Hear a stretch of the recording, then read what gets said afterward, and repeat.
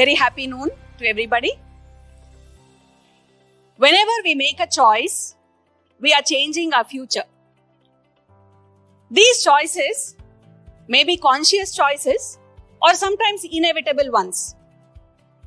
Sometimes we don't make a choice, but that is also a choice because we are allowing things to take their own course. Any flower of tomorrow has its seed in today.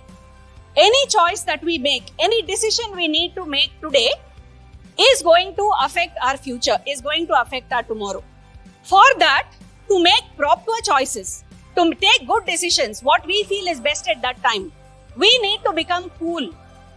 Yes, you heard me right. We need to become C-O-O-L, cool. Let's dissect it and see what I mean. C. We need to have the courage to move out of our comfort zone every time. We cannot cross the ocean until we lose sight of the shore. It's a very common saying. So it could be anything new. It could be a new learning. It could be taking on an additional responsibility. Or it could be something which I tried to do from last year with lot of focus. That is, try to be more spontaneous and flexible and keep yourself open to every opportunity around you, to any kind of experience around you. The O. We need to opt to grab opportunities all the time, anytime and every time. We as teachers, we are in a very special position to touch the lives of our children positively. We need to grab this opportunity and do exactly that.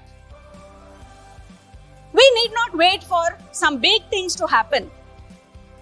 Small gestures of love, kind, gentle words go a long way to make a huge difference in a child's life. The next O. We need to orient ourselves towards an objective. We need to ask ourselves, what I am doing today, is it going to help me reach my goal of tomorrow? Is it going to take me to where I want to be tomorrow?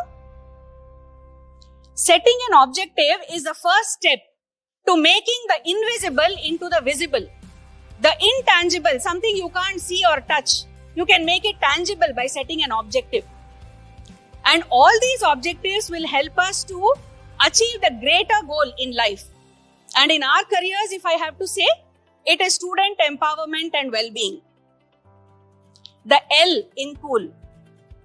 Live life fully. Live a life of truth and purpose.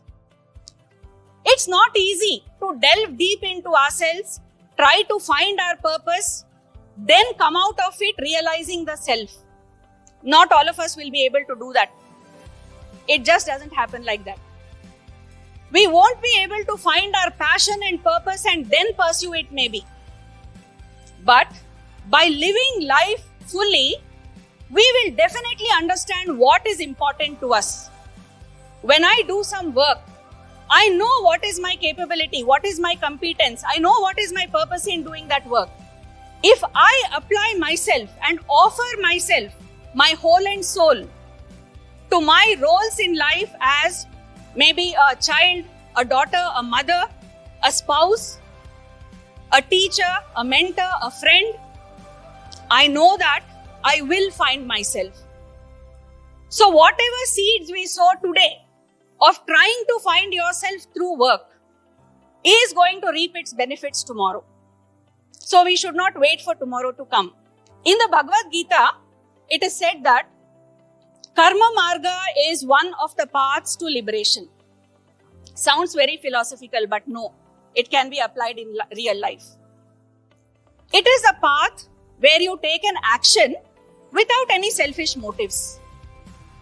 And we can follow this path only by detaching ourselves from all negativity and doing only our ethical duties. And by doing the work in such a way, with such love and passion, that it is like worship of God. I have always believed in this, that my work is worship. Just like the lotus flower, it's called Pankaja. means born in the mud. It's born in the mud, but it rises above the water and blossoms towards the sun. It retains its pristine purity without becoming muddied by anything. Its surroundings also cannot muddy it.